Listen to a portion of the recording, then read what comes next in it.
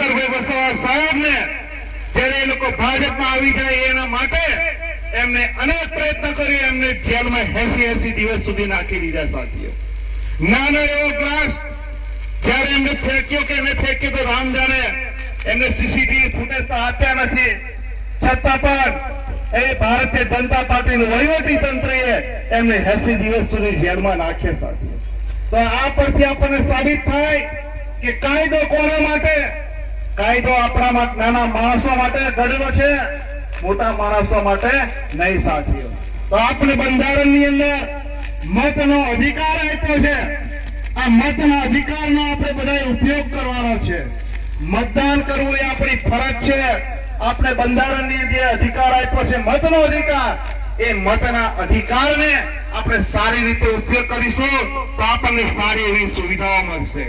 કેવી રીતે?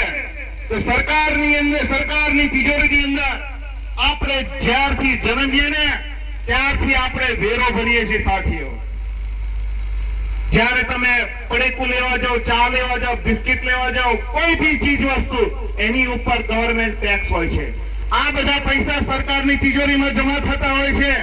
આ જે પૈસા છે આપણા જે વહીવટમાં વાપરીને સારી એવી સુવિધાઓ પૂરી પાડવા માટે વાપરવાના હોય છે, પરંતુ આ સરકાર વાપરતી નથી. તમને અમને તાજેતરમાં જ ખબર હશે કે ડેડિયાપાડાની અંદર કોણ આવ્યું હતું?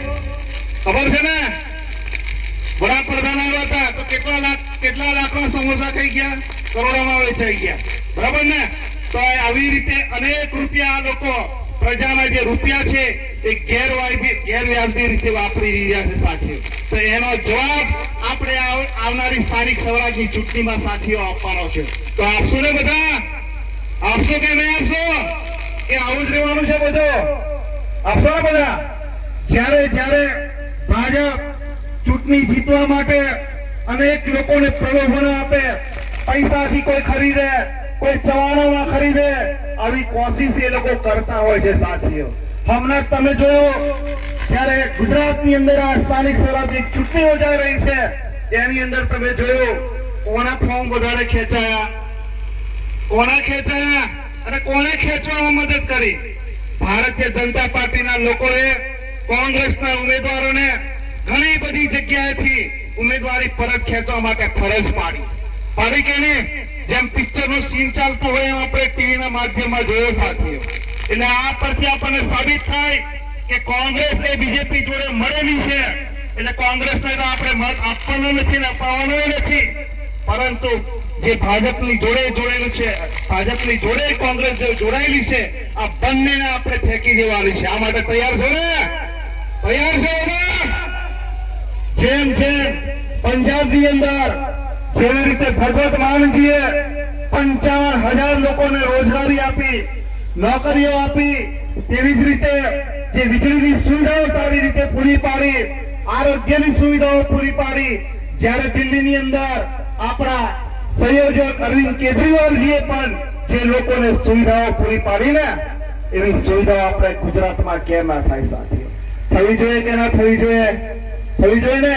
આ ભારતીય જનતા પાર્ટીની સરકાર ગેરંટી શબ્દ કોને લાવ્યો હતો? કેજરીવાલ સાહેબ લાવ્યા હતા. હવે આનું અનુકરણ આ લોકો કરવા માંડ્યા બીજા રાજ્યોમાં જઈને. તો આપણા ગુજરાતમાં કેમ નહીં? જેવી રીતે બીજા રાજ્યોમાં આપે છે તો આપણો ગુજરાતે શું ગુનો કર્યો? આપણી ગુજરાતની પ્રજાને શું ગુનો કર્યો? આપણી ગુજરાતની પ્રજાને લાભ મળવો જોઈએ કે ના મળવો જોઈએ? મળવો જોઈએ ને? આપણી ગુજરાતની પ્રજાને આ લોકો કેવી માને છે? આ લોકો જેમ બને એમ પાછા રહે